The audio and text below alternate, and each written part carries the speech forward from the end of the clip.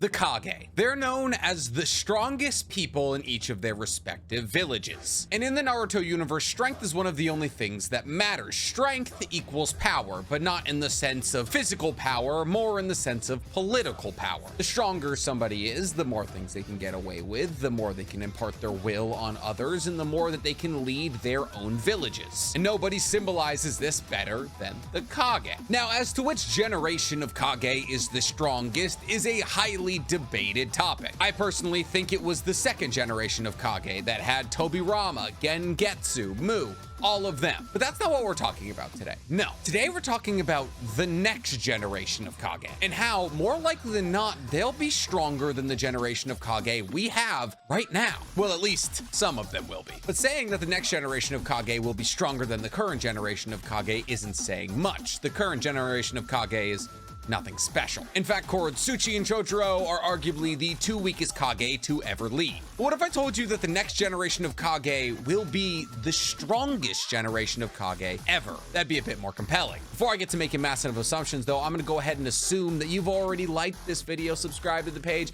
and hit that noti bell if you're watching this video. But if you haven't, I'll give you a second to do it. I'm also gonna assume that if you like this content, you'd probably like my other page's content, NC Gamer 23, where instead of talking anime, I play video games. Go follow it. I'm not kidding. Pause the video, type in NC Gamer 23, go follow that page, and then come back here and report to me on how you followed the page. So the next generation of Kage, it's kind of a question mark. Unfortunately, as Naruto fans, we're not really in the know as to what's going on outside of Konoha. There's a couple of filler episodes here and there where we step into other villages and we get to meet people from those villages. But there's been no war arc yet where all the villages come together once again to introduce us to the new cast of characters that may become Kages one day. I'm talking in Boruto, of course. But that's not necessarily the end of the world, because this strongest generation of Kage is built off three people, basically. Essentially, we can make a pretty good assumption about 3 out of the 5 next generation Kage. 2 out of the 5 are relative conjecture, and we don't know how powerful they'll be, but I can assume that because Boruto has introduced them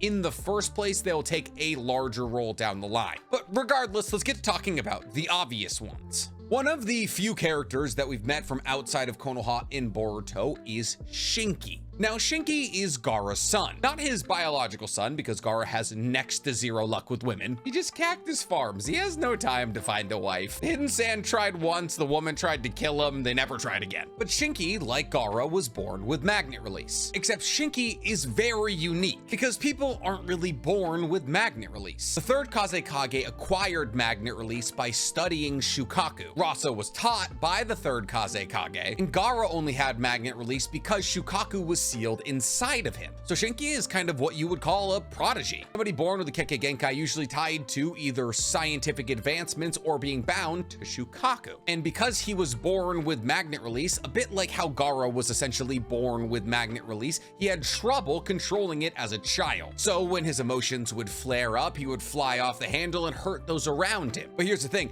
it's more dangerous for Shinki to do that than Gaara. You see, Gaara's magnet release allows him to control sand, which makes no sense because sand isn't magnetic. But Shinki was born with a magnet release that allows him to control iron. Oh, actually, technically, Gaara doesn't use magnet release to control his sand. I just remembered that. Gaara is only able to control sand because Shukaku gave him that ability. He actually uses his magnet release to increase the density of the sand for defensive purposes. We learned that in his light novel. Because once again, sand, not magnetic. Regardless, anyways, Shinki was born with the iron sand ability, the ability that the third Kazekage had. And when Gaara got the call that there was a child who couldn't control his magnet release, he was like, damn, sounds familiar, went to him, and then when Shinki attacked Gaara as he approached him in the midst of a magnet release flare out, Gaara, instead of retaliating, hugged Shinki. To his surprise. It was after this moment that Gaara adopted Shinki and taught him how to control his magnet release. But here's the thing, Shinki was born with this magnet release. The third Kazekage, who was referred to as the strongest Kazekage of all time, only got it in his mid to late 20s, meaning that Shinki will have much more time to evolve the iron sand release than the third Kazekage ever got, especially when you consider the fact that the third Kazekage was murdered by Sasori. So he lived a relatively short life, which means his time with the magnet release was even shorter. The real question becomes, is the third Kazekage actually stronger than Gaara? Most people tend to say no, because the third Kazekage lost to Sasori, and Gaara would probably beat Sasori in a fight. So the real question becomes then, will Shinki be more powerful than Gaara? And I believe there's really no reason to say he shouldn't. You can be like, oh, well, Gaara was a Jinchuriki. And yes, obviously he was. And because of that, Gaara had a massive amount of chakra he could tap into in the version of Shukaku. But the thing is, even after Shukaku was pulled out, we never saw Gaara take a step back in power. He never runs out of chakra, his sand attacks aren't less strong, he doesn't move less fast. Shukaku was kind of just an emergency thing he could tap into as a kid. I would venture to say that Gaara in Boruto is actually probably the strongest version of Gaara we've seen. I mean, he was able to Grand Sand Mausoleum in Otsutsuki and hold them there for a couple of hours. That's saying something. But here's the thing, Shinki getting Shukaku isn't insane either. Yes, obviously Shukaku is currently living with Naruto, but Shukaku still has a very congenial relationship with humans,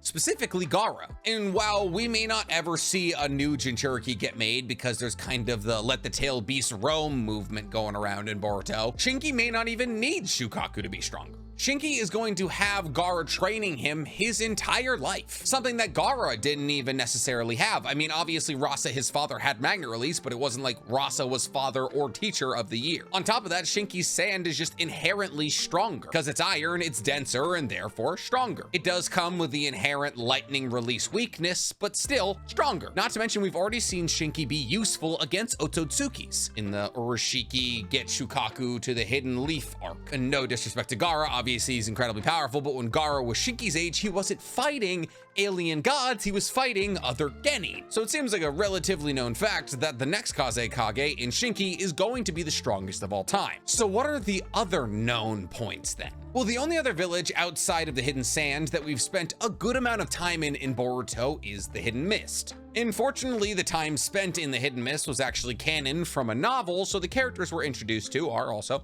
canon. While Boruto and all of his classmates are on a trip to the Mist to see how not bloody it is now, they all meet Kagura Karatachi. Kagura is kind of Boruto and his classmates' chaperone in the Hidden Mist. He's a child, roughly their age, but he's a genius. And not like a genius in the sense of like how Boruto is a genius. Like he's a genius above Boruto's level of genius. I mean, he literally puts it on Boruto, like in the first episode they're in the Hidden Mist. But what's so special about Kagura? Why do I think he's gonna be the next Mizukage? Well, for one, he works as an aide to Chojuro currently, and I think we all know if you ever work for or protect one of the Kage, you're gonna be the next Kage. Look at literally every first Kage and their second Kage that was brought to the first 5 Kage meeting. The only people who didn't do it, ironically, were the Mizokages, because the first Mizukage actually brought the person who would end up being the third Mizukage, but that's just because Gengetsu was badass. But there's more to my reasoning that Kagura is going to be the next Mizukage outside of the fact that he works for Chojuro. One, he's also Yagura's grandson. And once again, I will remind you, if you are even remotely related to a Kage, you will end up being a Kage one day. At least in Konoha, where nepotism reigns supreme. But just being the grandson of Yagura probably isn't enough. I mean, he could just go be like a fishmonger in the Hidden Mist for all I care. But the thing is, he's also incredibly powerful. So powerful, in fact, he's basically already been selected to join the 7 Swordsmen of the Mist, even though the 7 Swordsmen of the Mist don't necessarily still exist in the Boruto era. Essentially, Kagura is such a skilled Kenjutsu master, he's been selected to wield one of the 7 Swords of the Mist. Now, as to what sword Kagura is going to inherit is actually pretty interesting. You see, Chojuro actually offered up his own sword to Kagura. You know, the split sword, the Hirame Karai? And while the split sword doesn't get as much love as swords like Samehada or the Executioner blades, it's actually one of the strongest blades in the 7 Swords of the Mist. Essentially, it is a split sword in that you pull it apart into 2 separate swords and you funnel your chakra into it. Because of that, they essentially work like Asuma's chakra blades. You can elongate your swing with chakra or just make your swords incredibly sharp. But the chakra can do more than just make your sword sharp. It can also change the shape of your sword. The split sword can be a long sword, a dual sword, or a hammer. It is incredibly versatile and requires intense and very precise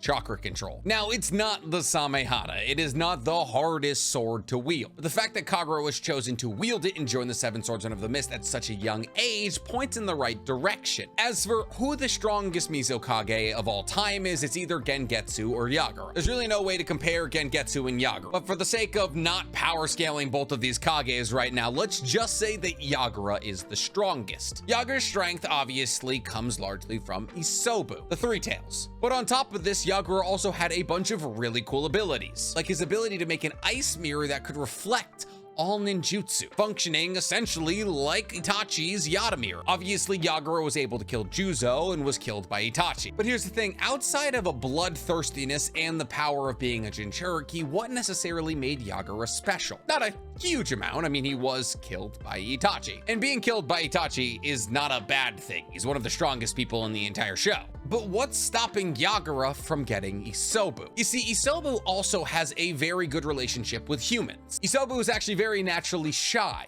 and was one of the 5-tailed beasts that showed up when Naruto asked all the tailed beasts to join together in the spiritual plane in Boruto when he was trying to communicate with them, while 4 of the tailed beasts didn't show up. The 5 that showed up, I believe, were Isobu, Saiken, Sun, Kurama, and one other, and I honestly can't remember who the other one was. But regardless, the fact that Isobu showed up for Naruto means that he still likes humans, and therefore maybe he would be amenable to being put back into somebody important from the Mist Village, specifically Kagura. Now, here's the thing. If you put Isobu into Kagura, he would instantly become stronger than Yagura, because he's already a member of the Seven Swordsmen of the Mist, which means he's arguably one of the best Kenjutsu users in the history of the show. Now, if you don't give him Isobu, he still might be stronger than Yagura. Mind you, there was many Seven Swordsmen of the Mist in the Akatsuki. Juzo and Kisame, most notably. Zabuza put Kakashi on the ropes. Mangetsu took out entire platoons when he was reincarnated. The Seven Swordsmen are nothing to scoff at. So if members of the Seven Swordsmen could be put on the task force to kill the Kage, one of which was Yagura, what's stopping us from believing that a Seven Swordsman of the Mist in Kagura would be strong enough to beat Yagura? But unfortunately, until we see more of Kagura, I can't really say for sure he'll be stronger than Yagura. So for the moment, let's move on. Now, obviously, the next Hokage is a hot talking point. We'll get there in a second. I want to talk about the 2 Kage that we're not so sure on right now. You see, we don't really know who's going to be the next Raikage or the next Tsuchi Kage. We haven't really seen the Hidden Cloud or the Hidden Stone in the duration of Boruto. I mean, we have seen the Hidden Stone, but we weren't really meeting the young people of the Hidden Stone, outside of one person we meet, Seki. Now, Seki is a genin who claims to have something called the ultimate Genbu techniques, which are essentially 108 taijutsu techniques that are incredibly powerful. The only problem is he falls before he ever gets to launch any of them, and therefore they never land. So he's kind of a laughingstock in the Hidden Stone, but he's also one of the only Hidden Stone genin who gets any screen time whatsoever, which makes me believe down the line he will be the next Tsuchikage, which also plays into the Naruto thematic timeline of laughingstock to leader. The point is corroborated by more than the fact that he's just a laughingstock. We actually do see him pull off one of these ultimate Genbu techniques, and he absolutely obliterates a boulder. He also helps Boruto and all of his classmates while they're in the Hidden Stone with these techniques. So I believe that over the course of Boruto's timeline, he's actually going to learn how to pull off these techniques reliably. And if he does learn how to pull off these techniques reliably, he'll be one of the strongest taijutsu users ever. Essentially, when his Genbu technique landed, he exhibited Chunin Sakura levels of strength, which is saying something. I mean, we're not talking Boruto Sakura or even War Arc Sakura. We're talking like early Shippuden Sakura, which is still incredibly physically strong and scary. But if we're being real, the stone has been trending downhill ever since Inoki, so listen, not all 5 of the Kage were going to be the strongest of all time, because I seriously doubt that Seki is ever going to be stronger than either Inoki or Mu, considering the fact that they literally have a Keke Toda that disintegrates you on a cellular level. But hey man, he'll probably be stronger than Koretsuchi, and that's a step in the right direction. Not that hard though, considering that like half of the people in Konoha right now are stronger than Koretsuchi. Moving on. The other village that we're not entirely sure on is the Hidden Cloud, though I have a better feeling about the Hidden Cloud than I do the Hidden Stone. You see, during the tuning exams in Boruto, we met a group of genin from the Hidden Cloud, and the standout amongst these genin was Yoroi. You see, Yoroi looks exactly like Killer Bee. I mean, not like physically? I'll explain. You see, Yoroi has a weird ability. Essentially, he can make projectiles out of the bubble gum he's always chewing. These projectiles have the ability to explode violently and hurt his opponent, or sort of act as a pseudo water prison, you know, the thing Zabuza used, and trap his enemies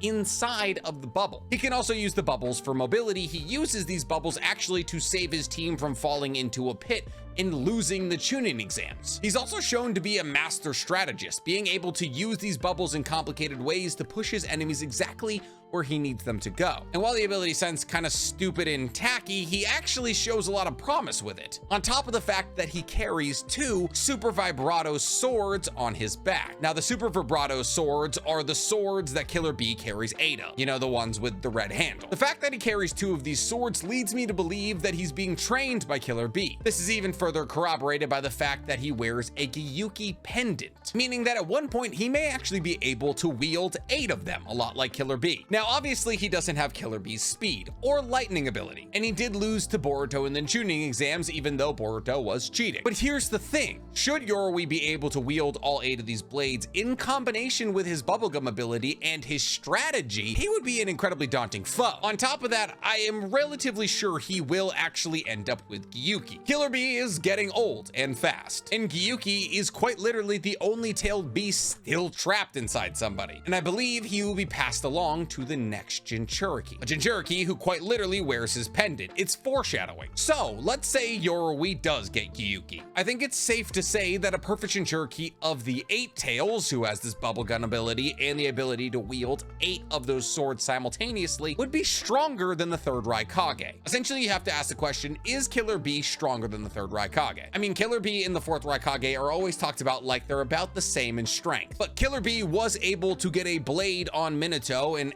wasn't really able to hang in that fight. The 3rd Raikage was able to battle Gyuki to a standstill, but just being able to battle Gyuki to a standstill doesn't account for the Jinchuriki. So if a perfect Jinchuriki was to rise to the level of Raikage-dom, I believe that they would be the strongest Raikage of all time, even though it would be very close. But that doesn't matter because the next Hokage of the Leaf is almost definitely going to be the strongest of all time. I must say, there's gonna be a couple of caveats here. One, we all know the strongest Hokage of all time is Naruto, who at his height as Hokage, this is the first caveat, had Baryon mode, which allowed him to stand toe-to-toe with Ishiki for a little bit, making him quite literally as powerful as one of the most powerful Otsutsukis in existence. The first caveat, remember, only as powerful as Naruto is during his Hokage-ship, because the rest of this theory kind of depends on Naruto becoming like infinitely stronger. Okay, here's the thing. There's another 10 tails outside of the Kara hideout. What's it doing there, you ask? Did Ishiki and Kaguya bring 2 10 tails? Apparently. Why? I don't know. Kishimoto forgot. Technically, he wrote that the God Tree used to just fall off of comets onto random planets, but no. The war arc's a mess. Regardless, there's an extra 10 tails. And the problem with 10 tails is you can't really just get rid of them. Somebody's got to put that 10 tails inside of them and become a 10 tails Jinchuriki. And Naruto is a recently emptied vessel. This is one of the most popular theories revolving around Boruto. It's the fact that Naruto will take in the 10 tails and become the next Sage of Six Paths. And when he becomes the Sage of Six Paths, his goal will no longer to be protect Konoha, it will be protect the entire world. So he will elevate to the spiritual plane that Hagoromo lives on and protect the entire world from that plane. The only problem is, if you are now on a different plane, you cannot be the Hokage. So who's gonna be the next Hokage? Well, here's the thing. It could be a couple of people. A lot of people are like, oh, it's gonna be Konohamaru until either Boruto or Sarada can take it over. No, okay, no. Konohamaru has done literally nothing. The most important thing that Konohamaru ever did was hit a path of pain with a Rasengan, and that was like 20 years ago. If anybody is taking over Hokage's ship until Boruto or Sarada is able to take it over, it's either gonna be Shikamaru or Sakura. But we're not talking about the interim. That being said, if anybody is going to be the interim Hokage, it should be Sakura. I understand that Shikamaru is the advisor to the Hokage, but he's really good in that role, so he could be the advisor to the next Hokage. Sakura has quite literally been running the hospital by herself, one of the most important things in the entire village, and Boruto himself has said that Sakura would be a better Hokage than his father. But neither of them would be more powerful than Naruto. No, instead, we are looking at the possibility of either either Sarada or Boruto. Boruto is not gonna be the Hokage. Boruto wants to be Sasuke. It's a little plot twist Kishimoto thought would be fun to throw in there. And Sarada wants to be Naruto. Really got outside of the box with that one, didn't we? And here's the thing. When main characters in Naruto and Boruto say they want to be the Kage, they usually become it. Most specifically, I'm looking at Naruto. Obviously, Sasuke said he was going to become the Hokage, but we never believed him. Kiba said he was going to become the Hokage, but we never believed him. Sarada says she wants to be the Hokage, and I believe her. And Boruto wants to be Sasuke, and will also, like Sasuke, have the ability to travel between dimensions once he fully activates his Jogan. So just like Sasuke, he'll be having to travel between dimensions in order to keep an eye on the Otsutsukis. Okay, so did I just technically in a roundabout way say that Sarada will be more powerful than Naruto? Yes, I did. You see, here's the thing about Sarada. I'm highballing here a little bit, and this is also contingent on a couple of things going very right for my theory. You see, it's one of the most widely agreed upon theories that Sarada will inherit the strength of 100 seal from Sakura. So technically at the moment, that theory doesn't look too great considering the fact that Sakura tried to heal in a filler episode and it was admitted that she doesn't have the best chakra control of all time, and you need to quite literally have the best chakra control of all time to use the strength of 100 seal, because the only two people who were ever able to pull it off were Tsunade and Sakura, who have the best chakra control of all time. But I'm sure she'll figure it out and she'll get the strength of 100 seal because she's gonna get something from both parents, hopefully. If Kishimoto remembers that Sakura was supposed to be one of the most powerful people in the show for a little while there. But from Sasuke, she's already got a 3-Tome Sharingan, in the manga at least. But is a strength of 100 seal and eventually in MS enough to be stronger than Naruto in Baryon mode? No, the answer is no. Yes, she would be able to sustain her Mangekyo Sharingan infinitely with the strength of 100 seal. Essentially, she'd be able to heal all the damage done to her Mangekyo Sharingan with that strength of 100 seal, essentially giving her EMS. And she would be able to use this Mangekyo Sharingan longer than anybody else in the history of the Uchiha clan, except for maybe Madara, who is said to be able to use his MS for up to 24 hours straight. So Sarada would be roughly as strong as Madara. That's nothing to scoff at, but it is not Baryon mode Naruto. Naruto is actually going to be the reason that Sarada is stronger than he was as a Hokage. Remember what I said about Naruto becoming the next sage of 6 paths? Well, here's the thing. Just because Naruto is now gonna become the next ninja sky daddy doesn't mean that he still doesn't have favoritism for Konoha. Just because now the whole world will become Naruto's family that he has to protect doesn't mean that he's gonna try and protect Konoha harder than everywhere else. So as he ascends to the plane that Hagoromo lives on in order to protect the entire world as the next sage of 6 paths, he's gonna impart some abilities to the people that are gonna protect Konoha in his stead. Those two people being Boruto and Sarada. Remember how Hagoromo gave hacks to both Sasuke and Naruto? How could you forget? It was one of the dumbest things that happened in the war arc. Well, it's gonna happen again, except this time those hacks are going to Sarada and Boruto. And to Sarada, Naruto will impart the Rinne Sharingan. Not the 6-Tome Rinnegan that Sasuke got. A complete Rinne Sharingan. The only other person we've ever seen with a Rinne Sharingan was Hagoromo. Naruto will have this ability because he'll essentially be the next Hagoromo and a 10-tailed Jinchuriki. As to what he'll give Boruto, I don't know, probably chakra, just like Naruto got. But the Rinne Sharingan is truly the more important thing here, because Naruto will know that Sarada will be the next Hokage. And in order to make sure that Konoha is protected under her reign, he will make her as strong as possible with said Rinne Sharingan. So now Sarada will have a Rinne Sharingan, an EMS, and the strength of 100 seal. The strength of 100 seal will give Sarada strength comparable to Baryon mode Naruto, and actual better durability than Baryon mode Naruto, considering the fact she will be able to die 100 times. On top of that, obviously, we don't know what her MS abilities are going to be, but she will have an MS ability and a Rinne Sharingan, giving her an almost limitlessly sustainable Susanoo on top of other abilities like, I don't know, the 6 Paths of Pain, and hypothetically, Creation of All Things Jutsu. We don't know why Hagoromo had Creation of All Things Jutsu. It could have been the fact that he was a 10-tailed Jinchuriki, or it could have been the awakening of his Rinne Sharingan. Regardless, all of these hacks put together in one neat little package called Sarada would make her arguably stronger than Baryon mode Naruto, and would put a neat little bow on the strongest generation of Kage ever. Now, obviously, Naruto as the Sage of Six Paths would be stronger than Sarada if all of these hacks were given. But just in the same way that we talk about Kakashi being the weakest Hokage, even though he wasn't one of the weakest people to become Hokage because he was so weak when he was Kage, we're gonna do the same thing for Naruto. That is how you get the strongest generation of Kage to ever exist. A generation of Kage whose fight will not be against each other, but against sky alien gods. Because that's something we need to realize. The goals are shifting in the Naruto verse. We are no longer fighting ninjas, we are fighting gods. And in order to fight that fight against a stronger foe, we need stronger allies. It's not that I have an agenda or that I want the Boruto generation to be stronger than the Naruto generation. This is just how shonen anime goes. It power scales, it slides, it gets ridiculous. I mean, look at Ultra Ego Vegeta or Ultra Instinct Goku. They are so far removed from where they were originally. Shonen anime just loses its mind when you give it enough time. So don't get upset with me, get upset with Kishimoto. Or I mean, do get upset with me, because all of these theories could be completely false. But I know Kishimoto about as well as anybody could possibly know Kishimoto in terms of as a writer, so I feel pretty good about these theories. And if you feel good about these theories, guys, please, for me, like this video, subscribe to the page, and hit that notification bell. Listen, I know I'm giving Kishimoto entirely too much credit, because if we're being real, Kawaki's probably gonna end up being Hokage, so you can be like, wow, even people from outside the village can aspire to lead it. And also Kawaki also wants to be Naruto, but oh god, we can hope, right?